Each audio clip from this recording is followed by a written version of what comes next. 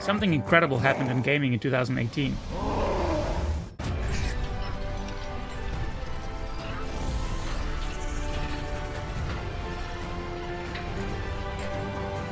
Valve released a new IP. If you're wondering why this is a big deal, besides the fact that new IP from a AAA developer is rare these days, Valve are the people behind some of the biggest gaming treasures in the industry: Portal, Counter-Strike, Dota 2, Team Fortress, and of course, the legendary Half-Life. Valve had earned so much adoration from its fans, it was a company that seemingly could do no wrong. So you'd be surprised to find out that their announcement of a new IP went like this.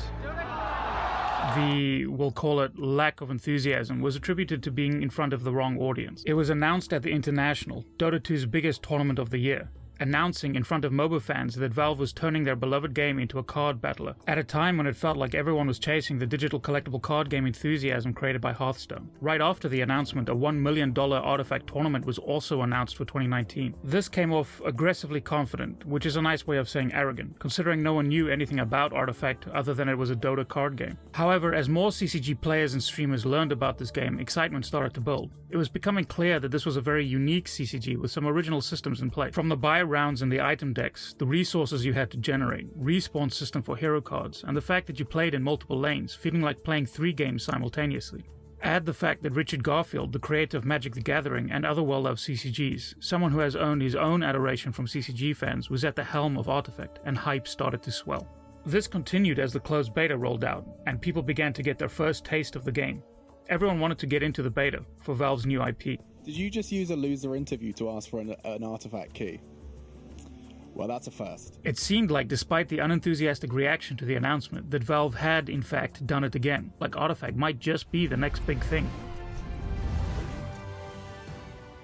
Gabe Newell, head of Valve, had mentioned this before Artifact's release, but that still didn't prevent people from being caught off guard. Artifact was not free to play, something that a lot of people had assumed due to a lot of competitors in the digital CCG market being free to play. But Artifact had a $20 buy-in.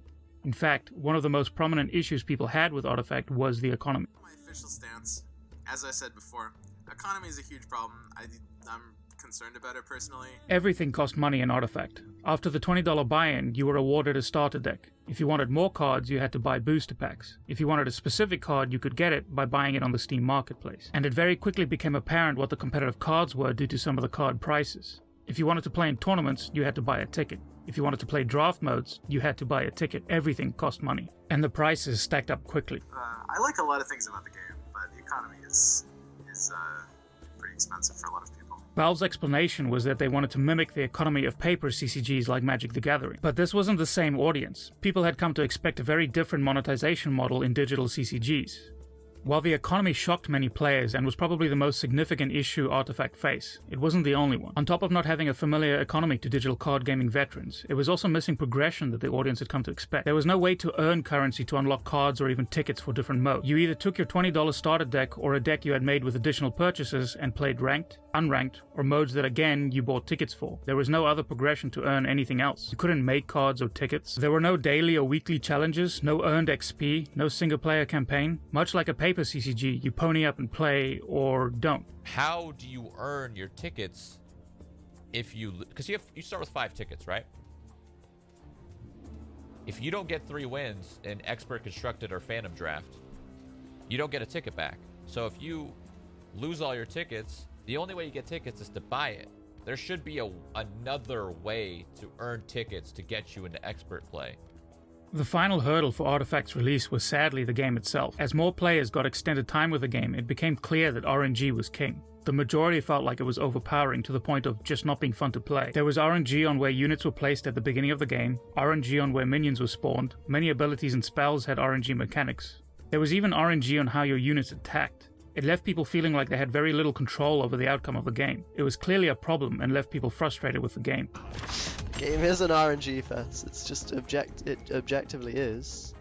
The economy, the lack of progression, and the game design were too much for its audience, and the player base plummeted, losing 75% of its players in a month. Artifact became a running joke in the gaming community, and it seemed like everyone was getting one last laugh before the game's inevitable demise. Artifact is garbage. Oh my. Richard Garfield left after Artifact's release, and despite Valve making some changes, people had given up on the game. What would be a new IP from a beloved developer seemed to be Valve's first disastrous failure. But Valve wasn't ready to call it quits. Valve announced that it would be taking Artifact back into beta. A year later, in 2020, people got their first look at Artifact 2.0, named Artifact Foundry. Sadly, this step ended up splitting the already small amount of people still playing the game. The changes in Foundry did address a lot of the issues with the release of Artifact, but changed a lot of the mechanics in the process. This seemed like a good idea considering the response to Artifact 1.0, or Artifact Classic as it is now called. But despite being free to play, it became apparent that people were unwilling to give Artifact a second chance, leaving the minimal player base to dwindle further as it divided into Artifact Classic or Artifact Foundry. Both versions are currently free to play on Steam, if you're curious to check it out. The sad outcome of this is that it proved a lot of executives at big developers correct. The new IP is too risky, which will unfortunately continue the sequelitis plaguing the industry. And who knows whether or not Valve, the creators of Half-Life and Portal, will ever release a new IP. With a player base that never improved, a year later, in May of 2021, Valve finally admitted defeat and cancelled Artifact.